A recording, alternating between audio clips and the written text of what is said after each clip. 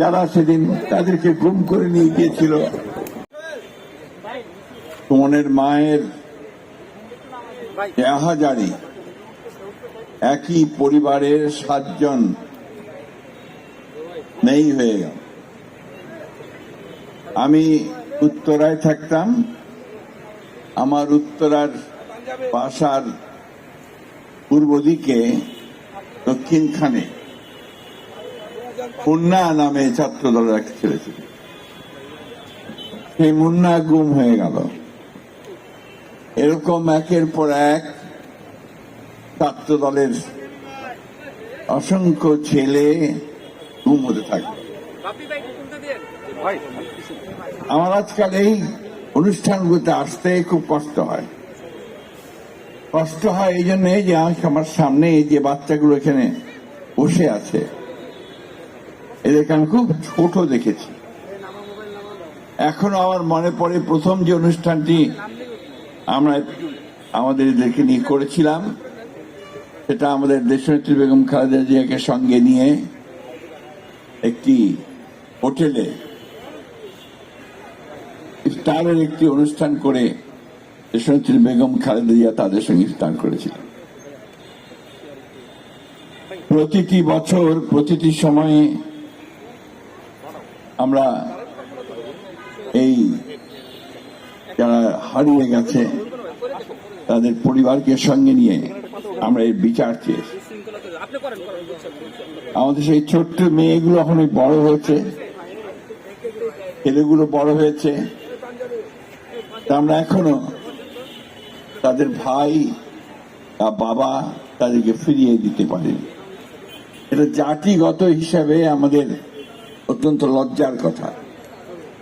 এমনকি টুলি যে কথাটা বললো যে তাদের সম্পর্কে কোনো সুনির্দিষ্ট তথ্য দেওয়া সম্ভব হয়নি। আমাদের প্রত্যাশা ছিল যে এই পরিবর্তনের পরে, আমাদের এই ছাত্র জনতার অভ্যুত্থানের পরে যে পরিবর্তন এসছে, এই পরিবর্তনে অন্তত এই ছেলেদের খোঁজ আমরা পাব। কিন্তু আমরা দেখেছি যে দুর্ভাগ্যক্রমে এই মেয়েটি আমার যে পাশে দাঁড়িয়ে আছে, দাঁড়িয়ে দাঁড়িয়ে ঘুরেছে। আজকে নয়, কয়েক বছর ধরে নয়, কয়েক বছর ধরে, প্রায় এক যুগ ধরে আমরা আমাদের সিনিয়র লয়ারদের নিয়ে, আন্তর্জাতিকভাবে যারা কাজ করেন তাদেরকে সঙ্গে নিয়ে কিভাবে আন্তর্জাতিকভাবে বিষয়টাকে তুলে ধরা যায় তার জন্য চেষ্টা করেছি।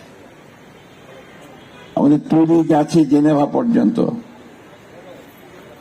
সেই ইউনাইটেড নেশনসের যে হিউম্যান রাইটস কমিশন, সেখানেও গেছে, সেখানে গিয়ে তুলে ধরেছে বিষয়গুলোকে। কিন্তু আমরা ঠিক কোথাও থেকে সেই সদুত্তর বা কোনো একটা ভালো সুরাহা খুঁজে পাইনি। প্রিয় ভাই বোনেরা, একটা বড় বিজয় আমাদের অর্জন হয়েছে। একটা ভয়াবহ দানব আমাদের বুকের উপর থেকে সরিয়ে দিতে আমাদের তরুণেরা, আমাদের ছাত্ররা, আমাদের রাজনৈতিক দলের নেতৃবৃন্দ তারা সক্ষম হয়েছে। কিন্তু যে বিষয়গুলো আমাদেরকে প্রতি পদে পদে এখনো ব্যথা দিচ্ছে, কষ্ট দিচ্ছে, সেগুলো কিন্তু আমরা এখনো সমাধান করতে পারিনি। আমি এখানে অনেককেই চিনতে পারছি, আমাদের মেয়েদেরকে, ছেলেদেরকে, যারা সেই ছোট থেকে আস্তে আস্তে বড় হয়েছে। এরা মঞ্চে দাঁড়িয়ে, আমাদের পার্টি অফিসের সামনে অথবা প্রেস ক্লাবের সামনে দাঁড়িয়ে যখন বাবার ছবি দেখিয়ে বলতো যে আমি আমার বাবার হাত ধরে স্কুলে যেতে চাই, আমি ঈদের মাঠে যেতে চাই।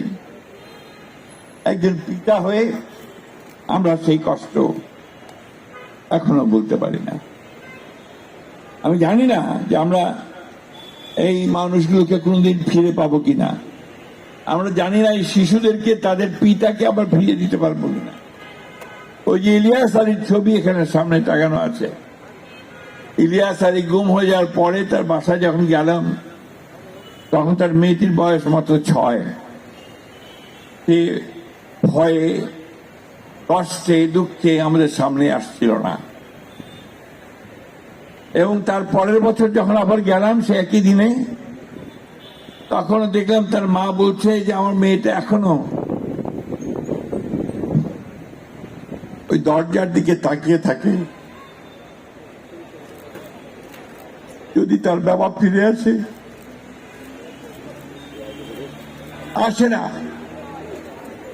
আসার কথা নয়, কারণ যারা সেই